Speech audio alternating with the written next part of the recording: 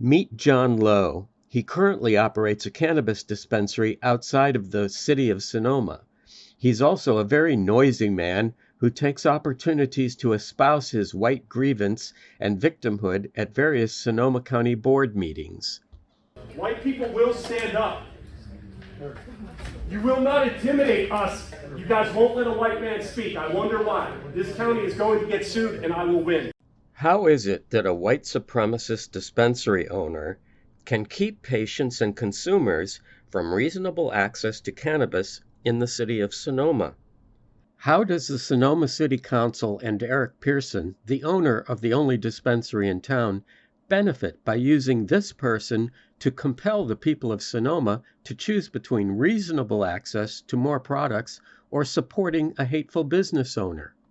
And why, when there's so much concern for social equity in the cannabis industry, would it ever support racism and hate? We don't believe it would. A recent investigation by Reuters pointed to an explosion of video sharing sites that peddle conspiracies, racism, and graphic violence to millions of viewers. Here's another example of Lowe's outbursts, courtesy of one such site, BitChute. Okay, you use race in your equity program. That is illegal. Affirmative action was just shot down. You took me off my speech. You're a punk and you keep interrupting me. Will you let me have my speech, sir? A punk is also a personal okay, attack. What am I supposed to say when I get interrupted every 10 seconds with an illegal interruption? Thanks to John Lowe and friends, hate speech has compelled many local jurisdictions to stop Zoom meetings, denying citizens an important forum for civic participation. But wait, there is more. John Lowe set up a private shooting range on his property, and numerous complaints were made to local authorities. After a certain county supervisor made reference to the issue, Lowe sent her a demeaning, misogynist email. "Be careful what you say about me to your friends in the press. You are a washed-up hag. You are ugly as a pig's rear end. I wish the worst for you and your loved ones, including poor health and sickness. Go to hell." When the Sonoma Valley Cannabis Group made reference to Lowe's shenanigans, we too were subjected to his craziness. Only Gil and Josie want to rabble-rouser boomers and be intolerant of Pearson. Why don't you bullies leave Eric and me alone? Go protest a developer or climb a tree or something, assholes.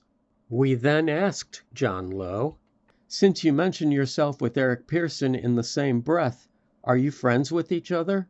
Then someone identifying himself as not John Lowe responded, "That's none of your business, Gilbert, you intolerant schmuck.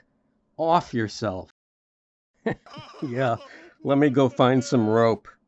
And while we're on the subject of cannabis and hate, how about the comments submitted by Mr. Lowe during a recent county cannabis meeting?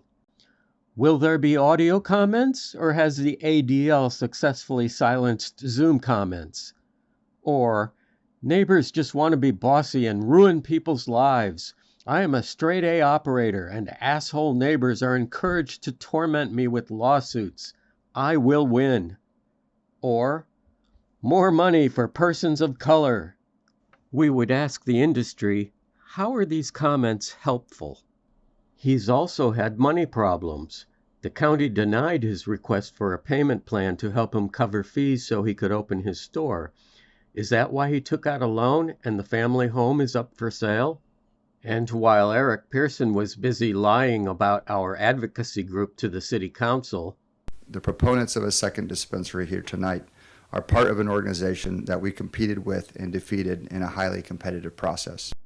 These two council members suggested someone help Lowe out financially so he could open a store outside of town.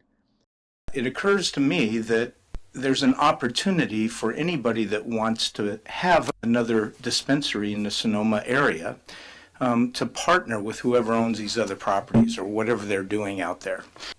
My fellow councilman made a legitimate comment that if a couple of the applicants or the permits that have been pulled are struggling financially, there is an opportunity there possibly to partner. So again, that would allow for more options, more choices. We don't believe that in their quest for more options and choices, it's reasonable to expect consumers to patronize a business owned by a white supremacist. The short of it is, John Lowe is little more than a pawn serving as a useful idiot for Pearson and city government, and as long as the Sonoma City Council counts on a white supremacist to be our cannabis savior, and Eric Pearson of Spark banks on Lowe's racist reputation to protect his monopoly in the city, the people of Sonoma and the Valley will never be provided with the access they deserve. The City Council is about power and protecting its friends. It is not about working for the people. So, you've got a ranting racist over here and an ethically challenged liar over there, and caught right in the middle, the good people of Sonoma and the Valley, who deserve more respect than this. Is that it? We're done? Not by a long shot. Next up, Eric Pearson, the stories no one wants to talk about. How about that double life of Amy O'Gorman Jenkins, state-registered lobbyist and dispensary owner? And there's Emily Paxia of Poseidon Asset Management, Spark's major funding source, and how all their relationships with the city council suggest complicity in denying the people of Sonoma reasonable access to cannabis.